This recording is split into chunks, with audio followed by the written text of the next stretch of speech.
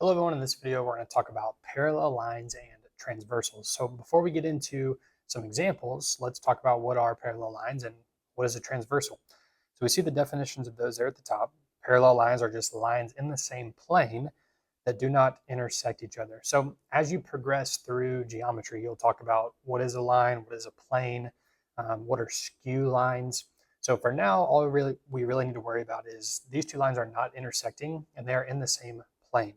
Okay, so on our diagram down here, these are these two lines that we see that have these arrow looking symbols on them. In geometry, in math, that means that those lines are parallel. So we have to see that symbol in order for us to know that those lines are parallel.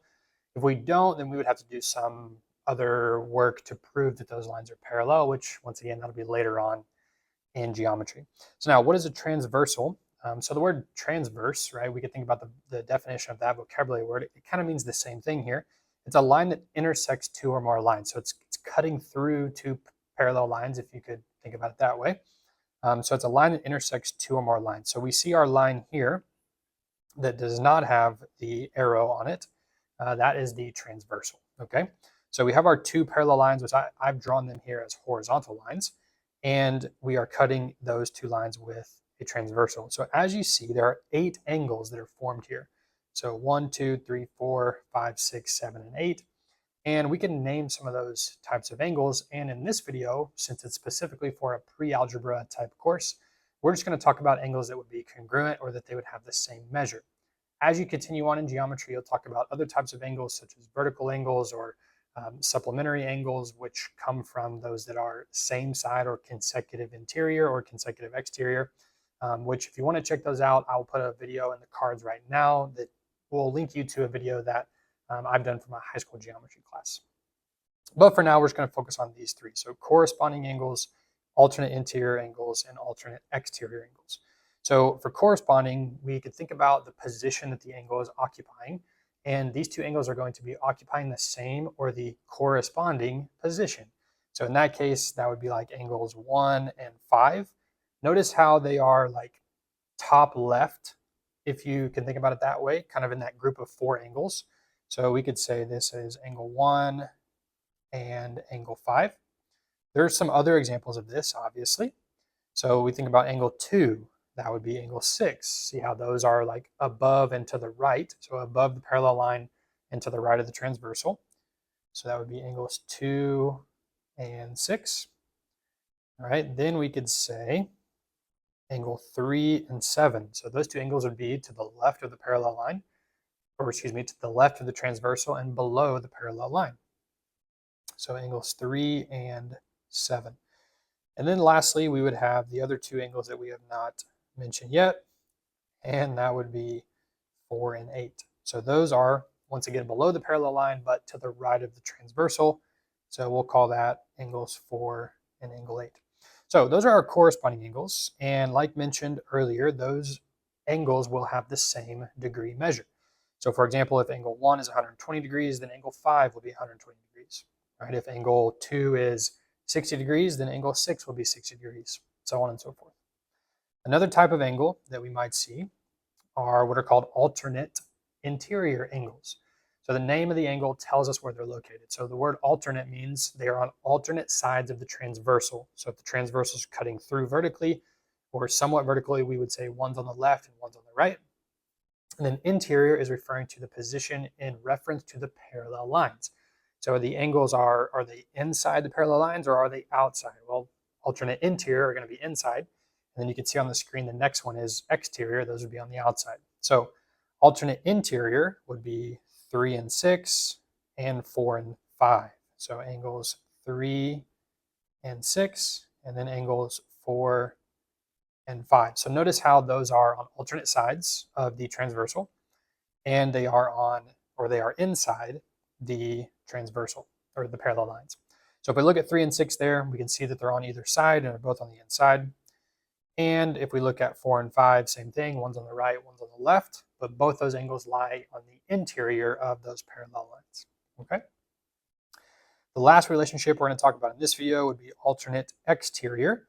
So once again, on alternate sides of the transversal, but they are now outside the parallel lines. So let's start here with 1 and 8. So angle 1 and angle 8. So notice how they're on the outside of the parallel lines, and they're also one's on the left, one's on the right side of the transversal. So our other example of alternate exterior would be 2 and 7. So angles 2 and angle 7. And as we mentioned with corresponding angles, I think I forgot to mention this for alternate interior, but these angle relationships, those measures would also be congruent. So they would have the same measures. So if angle 2 is 60 degrees, angle 7 is 60 degrees. Going back to alternate interior, if angle 3 is 60 degrees, then angle 6 would be 60 degrees. Okay? All right, so let's look at a couple examples where we can apply these three angle relationships as it pertains to parallel lines cut by a transversal. So for number 1, we just want to find the measure of angles 1 and 2, and we are given that this angle is 120 degrees. Well, if you remember, one of the examples that we looked at, the relationship in the first part of the video, would be that angle 1 and that angle 120 degrees occupy a corresponding position. Therefore, they are corresponding angles, which would mean that angle 1 is congruent to the 120 degree angle, right? Which just means that angle 1 measures 120 degrees. Okay. So then we could use supplementary angles or a linear pair, which we might have heard before, to know that if angle 1 is 120 degrees, well, angles 1 and 2 would add up to 180, right? Because they form a straight angle. So 180 minus 120 would be 60. So angle 2 would be 60 degrees. Okay. Last example for this video, it says just find the measure of all the angles. And they give us one angle. They give us that this one is 130 degrees. So since we use corresponding on number 1, let's talk about alternate interior and exterior here on number 2. Well, the angle they gave us is an exterior angle, which would mean that angle 8 would be its alternate exterior counterpart. So let me take these circles away. We know angle 8 is going to be 130 degrees, okay? Now let's think, okay, well, 8 would be corresponding to which angle? That's angle 4, right? So angle 4 must also be 130 degrees. Well, now angle 4 would be alternate interior with angle 5. So angle 5 would also be 130 degrees. And those would be our 4 130 degree angles. So now at this point, we would have to use the fact that we have a supplementary angle with 130 and angle 2, or 130 and angle 7, or 130 and angle 6, right? We have multiple options here.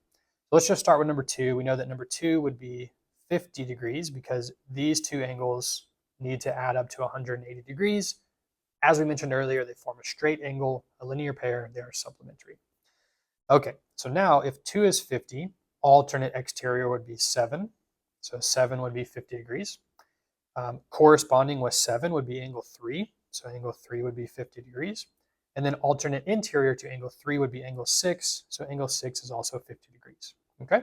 So when we have two parallel lines cut by a transversal like this, that's typically, or that is what's going to happen. You're just going to have two angle measures.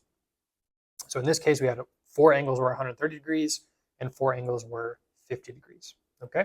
So that's a little bit about parallel lines and transversals.